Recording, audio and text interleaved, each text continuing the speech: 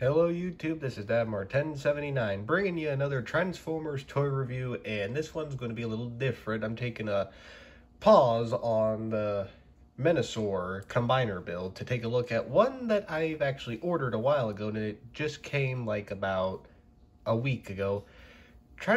A third-party Transformer, Planet X Jupiter, the metallic edition if you can't tell, but first let us take a look at the packaging he comes in. And take a look at this. If you don't know the Planet X design, they are basically a third-party knockoff of the Transformers Fall of Cybertron line, to where they make perfect game replicas to the actual characters. And you can see the nice artwork that they have all up and down this box. And if you can hear a little if my voice sounds different, I am actually sick at the moment, so I do apologize if my voice sounds different. And that's it all for the box. And what it comes with is basically, like the masterpieces, a little collector's card, as you can see. You can see his stats on the back. And that's pretty much it for the card. And now let us take a look at Planet X Jupiter, aka Transformers Fall of Cybertron Optimus Prime. And to let you know, I did not get this from any of the usual third-party companies or other toy sites. I actually got this guy off of Amazon, which took me a long time to get him. Which, if they ever comes out, the metallic version of Megatron on Amazon, I will be buying him too, so maybe you'll see another review. But first, let's take a look at this nice, gorgeous metallic paint job. I actually preferred this one almost more than the original one, which I have seen. They actually did a fantastic job, and the first question I know you'll probably say is, since it's metallic, it is prone to probably chipping, and yes, transforming is the first time I think I chipped a little bit of paint, but that's an internal thing, and probably you'll see I'll show it pointed out in transformation, but around here for transformation, that probably the paint will chip around there, so do be careful going back and forth in between. But pretty much, since I never got the game, darn it, these are the best way to get, I guess, a good little representation. As you can see, he rolls very well on all 6 of his wheels. And for accessories that he comes with, of course, his blaster, which in 2 versions, well, that you can do with this. Pretty much for robot mode, he can hold it like this, which I'll show more then. And you actually can plug it in at the top on these 2 little notches. I just haven't been able to, since I probably don't have it lined up correctly, but it's supposed to pretty much stay right there. And for other 2 accessories, he does come with his sword. For if you've never played the game, spoilers, at the end of the game you actually get to choose between Optimus and Megatron to fight with, and this is Optimus Prime's sword. And for the original people that played the War for Cybertron, he actually does also come with his axe, so you could replicate that little scene too, except with this version of Optimus. Let me put these off to the side into the background. And also, yes, if I'm not mistaken, you can store these, I believe, but I am not 100% sure where. Maybe, no, not in there. Besides that, I know you can store the gun, like I said, there, but I don't have it probably configured just right. Still learning, but let us look at some size comparisons now. Here he is next to a deluxe class of the Fall of Cybertron official line, Vortex. Let's see how he scales together. Actually, side by side, lengthwise, they're about the same, but of course, you'll see in transformation, he's a lot bigger. I think he's close to leader, almost like leader or Voyager class size. Here he is with his biggest rival, I guess, in the bots, Grimlock, the Voyager class, which I remember when he came out, everyone wanted him because they just loved the game. They could not find him. I actually got the last one at a Toys R Us years ago of where I got him. And of course, here he is next to Transformers Studio Series Jetfire. How you can see in comparison a Cybertronian vehicle form versus a Lockheed Skunk stealth plane. A lot different size. Whoopsie, knocked him around. But let us get him transformed, shall we? Let's. So the first thing you want to do is pretty much untab the front bumper bit right here. On my copy, I don't know if it's for all, but do be careful since it's like mushroomed in there that it's a friction fit almost, and it is quite tough. I was scared to break it actually. So just untab that and just flip these around. Then just get them out of your way and flip those pegs points in there. There you go. And pretty much you want to now untab, move these out of the way, just fold them up. And now, just to get those out of the way, and untab the arms from this, I guess, thruster bit. So you can get them out of the way for that. And also now, just to get that assembly ready, but also now you want to untab this wheel from the leg bits. Pretty much it is, if you can see it due to the lighting when I'm recording this, I do apologize if you can see it. It's a friction fit between these two right here, so all you have to do is just make sure that they're undone. This one's a little bit better on that. There you go. And now, probably just to get that out of the way, you want to untab this bit. So now you can pretty much free up the leg assembly, and now just unget him from there. As you can see, there's the tabs that go right into that groove. So pretty much, let's just do the legs, since they are the easiest, but also they are scary, especially for this. Let me angle up the camera. This is the first bit that is scary for me, but first you want to just untab the legs from each other, and it pretty much helps if you take this bit and fold it down and everything. Now the scary part, this is stiff on mine. Don't know it's because it was brand new, I haven't worn it in yet, but pretty much you want to shift this whole leg assembly out, as you can see right there, and down to where it tabs into place. Same goes in here. Yeah, let me do this off camera, because like I said, it is scary. There it goes.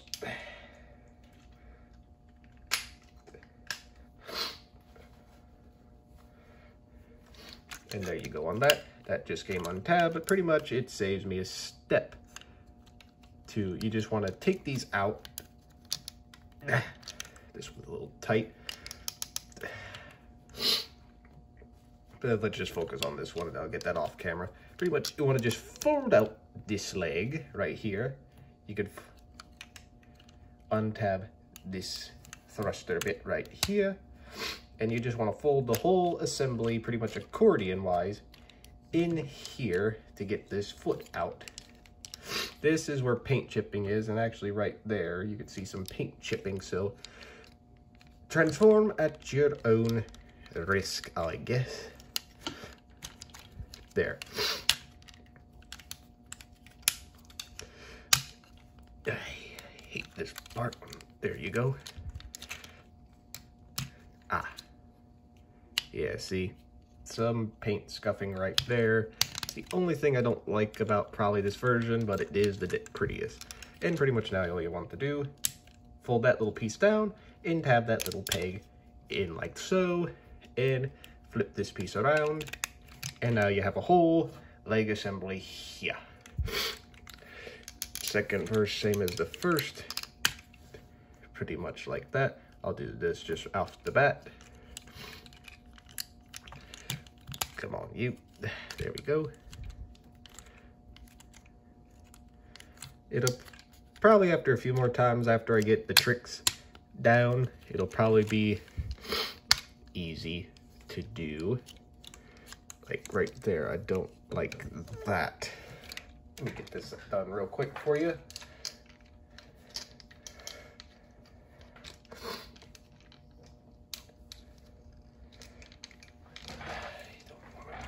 Chip the paint. There we go.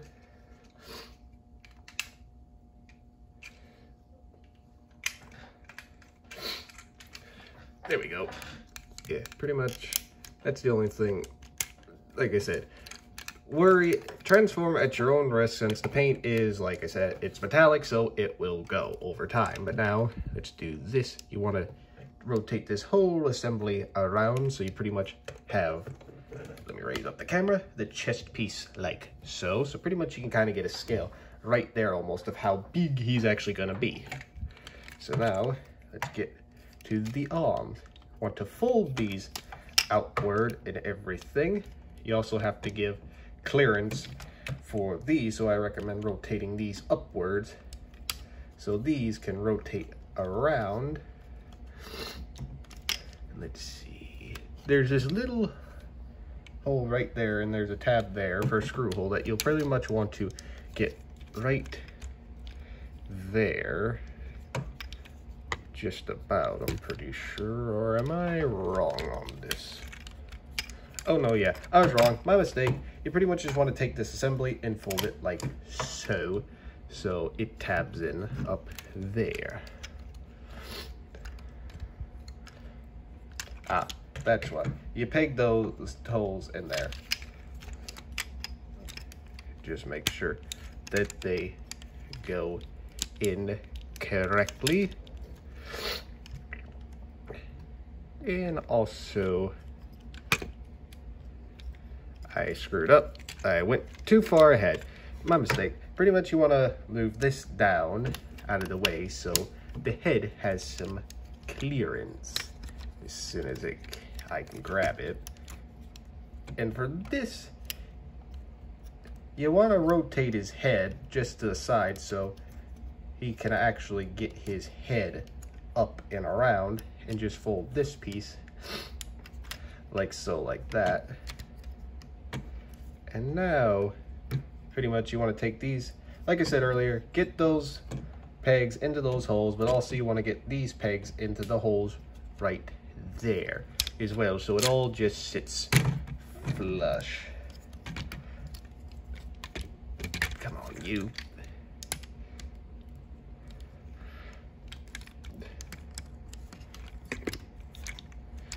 Pardon me.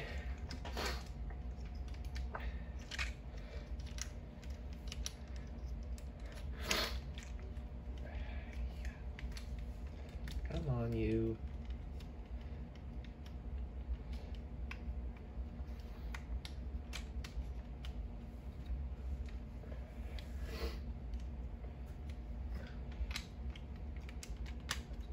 There we go. I just had to get it right there, pretty much. You gotta fiddle with it after a few times. Also make sure that these are all the way up so you can get this stuff into the holes. You gotta finagle it in there at times. And adjust these just right, if I can. There you go. Pretty much you want to angle these just right, because they are a pain in the neck. Probably have to adjust it afterwards anyways.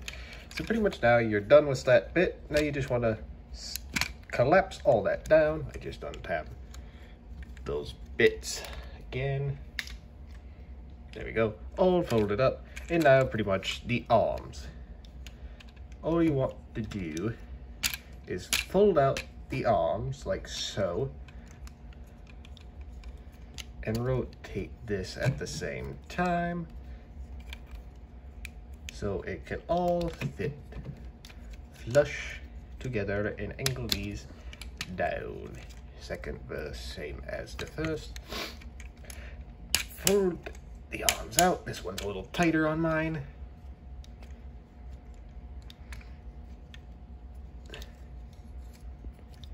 It's a pain in the neck. There we go. fold it down. Hopefully that got it on camera. You're almost done. Now we're down to the wire. Now you just have to take his hand, untab that, and fold out the hands, which are a little tight on mine, and just fold it up. Same goes as well as here. And there you have it. All in his wonderful third-party glory. And my first response to him when I got him, I loved him right away because he is a lot better. Whoop! Fell down. My mistake. As I was saying, he was a lot better looking than the original version that came out. Yes, it's about almost the same proportions-ish, but this is a lot better. But let's take a look at that beautiful game accurate head sculpt and everything. And you're probably asking, if you don't know, third-party Transformers are technically illegal Transformers, not sanctioned by Hasbro or the car, so no Autobot or Decepticon logos on any of these anywhere unless I get stickers or repro labels. But as you can see, all that nice detail pretty much exactly has the game. Even the back, pretty much perfect from the game. Everything else. And pretty much this too. He has another accessory, which of course only was ever, I think, shown in Rise of the Darkspark. So what you want to do is untab that. Without untabbing the bottom half. It's a little flimsy, but he does come with a Matrix of Leadership, which I believe he is the only other Optimus that I own with a Matrix of Leadership. You can see all that nice molded in metallic detail right there. But let me get him standing up straight. He stands up. Stand up, Prime. Now let's just take a look at this little Matrix. Yes, the original one is different. This one is silver with a red crystal, where the other one is the gold with blue crystal. But this fits just as well. And if you like the other Matrix and you actually have both, I don't, since not sponsored, but I bought him off Amazon, so whatever they had is what they have. Just put that back in there, and do be careful. Like I said, I thought I almost broke this just trying to take it out the one time. And pretty much that is that. Let's go on to accessories, then to size comparisons. Of course, let us bring out his iconic weapon, his gun. As I said earlier, he can hold it like this with his hand, to where he could be like almost like a big cannon, or give him a Megatron vibe and plug it into the side of his arm, and he can pretend to be basically Megatron, where he has his arm cannon, which that's not how Optimus Prime's supposed to be in the game if you've played them or just seen people play them. Pretty much how this is supposed to work is a neat little thing. You want to fold this down, and there's a little hole right here and a peg right here. They'll snap in together, and pretty much now, if you know, he actually looks like his cannon in the game. So let me put that down right here. And for a more game accurate look, you just want to undo a little bit of the transformation, which is pretty much fold his hand away and pretty much slide this right here until it pretty much is attached. And again, paint scuffing, but if you want a more game accurate look, there you go. Now that's basically from the game right there, which looks a lot better in comparison to him. If you don't want him holding his cannon, fine. If you want him to go medieval, I guess you could say, on the Decepticons, you can have him dual wield his axe and sword, or which we'll show off right here. Pretty much unfold his hands and just get him gripping it. He has a nice tight grip on my copy. If I can get this one in, and there you go. Now you can have him dual wield. You can have him with his sword or his axe, and then you can have him chopping up and stabbing Decepticons, or the look that I did right away, let me switch hands real quick, is this one where he's got his sword in one hand. Let me do this again. And his gun hand as the other.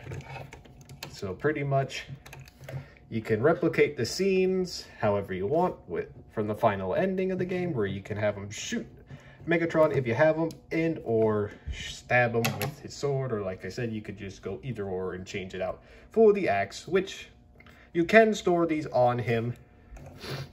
There's a tab right here that you pretty much can store right there, which that's pretty much weird. The sword is the same, and it looks like you can also do it with the gun, so you can have them pretty much stored together if you don't want them on him. But other than that, there's no storage like on the back to do that. But pretty much, now let's get him sized up with the others. Here he is next to Deluxe Class War for Cybertron Swindle. Here he is next to, I wish I had a Voyager class of the same branch, but I don't, besides Grimlock.